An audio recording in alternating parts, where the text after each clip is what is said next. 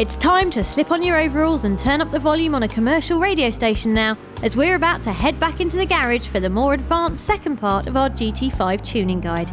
Ready for some torque distributing centre differential? Oh yeah, say it like a Haynes sex manual.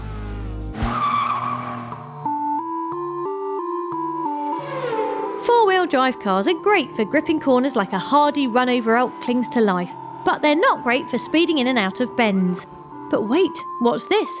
A torque distributing centre differential available in the tuning shop for a paltry 15,000 credits? Kick ass! This game-changing upgrade turns the most pedestrian of four-wheel drives into a rear-wheel drive hybrid. Simply alter the power distribution percentages between the front and rear wheels and you'll get a brand new driving experience. At 50-50, you'll have the perfect balance of speed and steering accuracy. But that's a bit bland, right? So ramp up the rear wheels to push 90% of the power and you'll soon be gliding through corners with more speed and enough grip to carve up lap records like a psychopathic surgeon. Oh yeah. Whew.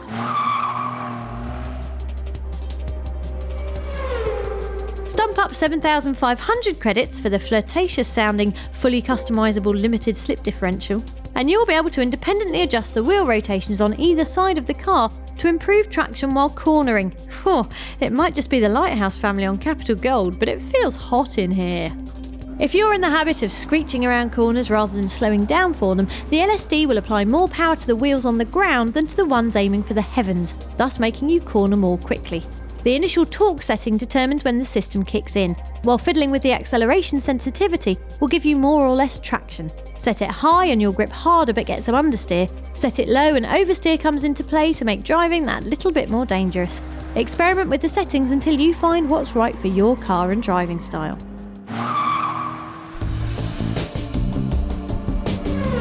Hold on to your helmets, race fans, because things are about to get a whole lot faster.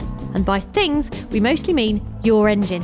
A fully customisable transmission costs 20,000 credits in the parts shop and will allow you to decrease your car's acceleration for a bigger top speed or vice versa by using this dead simple dial in the transmission settings menu.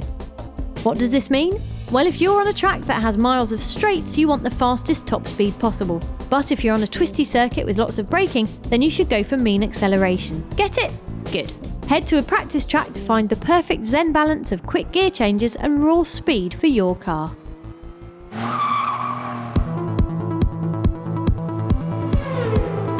Lowering your car isn't just for impressing your mates and tearing off your exhaust on Sainsbury's speed bumps.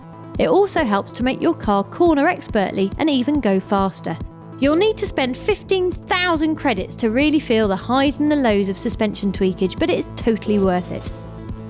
The further you go down with the ride height, the more you'll feel the low centre of gravity, which makes cornering much easier. But even virtual driving comes with real-life problems, so remember, if you send your vehicle too close to the road, you'll struggle to make it up hills or banks like on the Daytona track. And remember to increase the spring rate to absorb the bumps in the road, or you may as well be piloting a bathtub through a minefield. If you're feeling particularly daring, try mixing up your front and back end ride heights.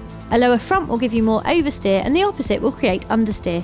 It's important to get a good feel for these incremental changes as they can turn a wild stallion into a seriously honed racehorse. Our final tip now, and while we'd all agree hammering the accelerator is what makes driving fun, key to winning GT5's higher end races is making sure you've got your brakes set up right. By now you should have a firm handle on whether your style is more suited to over or understeer, and your preference will determine exactly how you should balance your stopping power. Shift all the braking emphasis to the front wheels and you'll slow down incredibly fast but with pensioner-like reflexes thanks to understeer, while whacking everything on the back wheels will see your ride oversteer in a twitchy fashion and the stopping distances will be far longer. Our perfect balance is with the front brakes at 3 and the rear brakes at 7, which gives us enough leeway to fling the car round corners without fear of slamming into walls. Usually. And that's it from us. Away with you now and happy tuning! We could be lifted, oh lifted. We are the Lighthouse family. All our songs sound the same, oh yeah.